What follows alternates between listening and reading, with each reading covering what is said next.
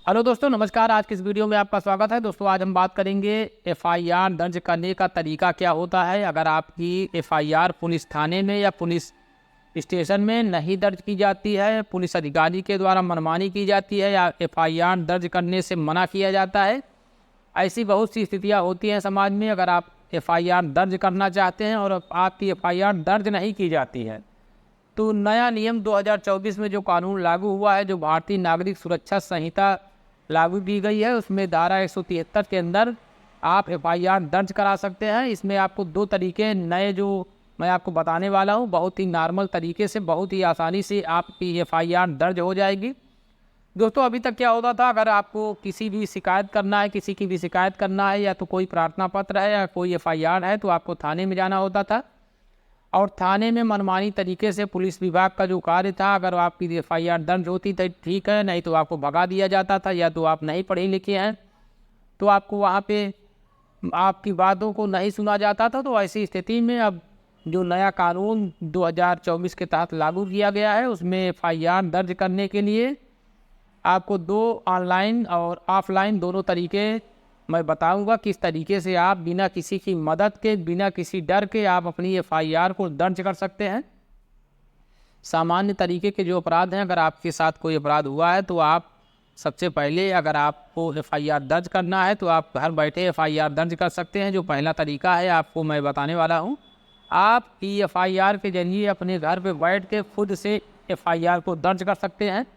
यहाँ पे करना क्या होगा, आपको मोबाइल या लैपटॉप के जरिए एफआईआर दर्ज करना होगा। एफआईआर दर्ज करने के लिए आपके साथ जो घटना हुई है, जो अपराध हुआ है, उसकी पूरी डिटेल आपको ले लेना है। उसके बाद एफआईआर जो पुलिस विभाग का ऑफिशियल वेबसाइट होता है, पोर्टल होता है, उस पर जाना है।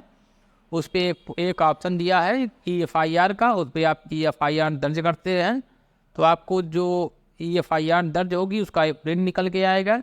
और दोस्तों, यहाँ पे ध्यान ये देना है कि जो एफआईआर का प्रिंट निकलेगा उसको अपने संबंधित थाने पे आपको 3 दिन के अंदर जमा होगा, और उसको जमा करने से पुलिस स्टेशन का कोई भी अधिकारी मना नहीं कर सकता। उसको उस पर जमा करके उसको कार्रवाई करना ही होगा।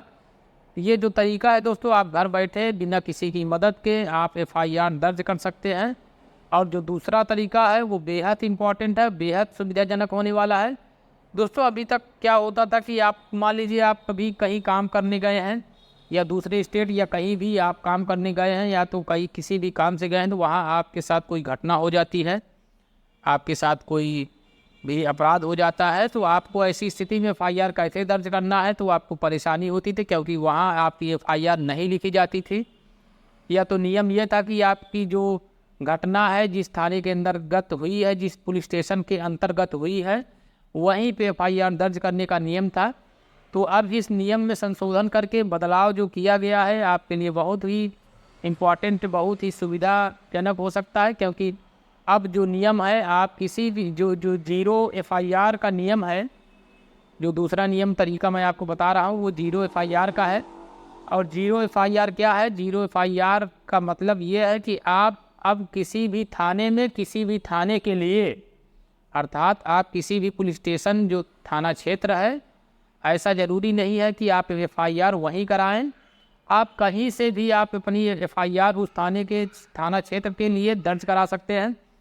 मान लीजिए आपने कहीं पे एफआईआर दर्ज करना हुआ आपको, जैसे आपकी घटना जो है, आप कहीं पे काम पे गए हैं, दिल्ली में हैं, या कहीं भी आपके साथ कोई अपराध होता है, कोई घटना होती है और उसकी एफआईआर वहाँ पे नहीं लिखी जाती है, तो आप वहाँ से आ गए हैं यूपी प्रयागराज, तो यहाँ पे आप अपनी एफआईआर दर्ज करा सकते हैं।